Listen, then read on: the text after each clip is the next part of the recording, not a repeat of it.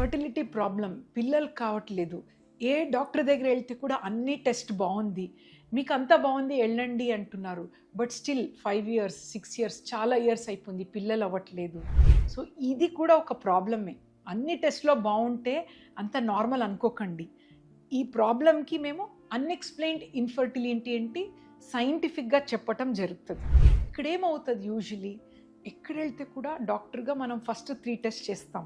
ఒకటి sperm count, ఒకటి egg count and tubes. ఇది 3 మంచిగున్నప్పుడు అందరు డాక్టర్స్ అంత బావుంది అంటారు. బట్ ఎండ్ రిజల్ట్ ఏంటి? ప్రెగ్నెన్సీ. ఒక బేబీ కదా! అదే కదా రిజల్ట్.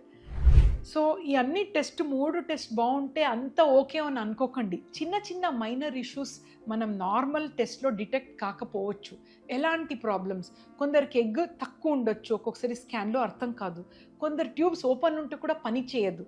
కొందరు స్పెర్మ్స్ బావుంటే కూడా పిల్లలయ్యే కెపాసిటీ ఉండదు. Functioning capacity of sperm.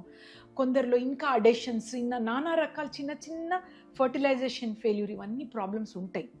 So అంత బావుంది. స్టిల్ పిల్లలు కావట్లేదని ఇంట్లోనే వెయిట్ చేయకండి. ఎందుకంటే ఏజ్ మ్యాటర్స్ అ లాట్. ఒకసారి తొందరగొచ్చి ఇంకా డీప్ అనాలిసిస్ చేసుకొని తొందరగా ఒక పిల్లలు అయ్యేటట్టు ప్లాన్ చేసుకోండి. Thank you.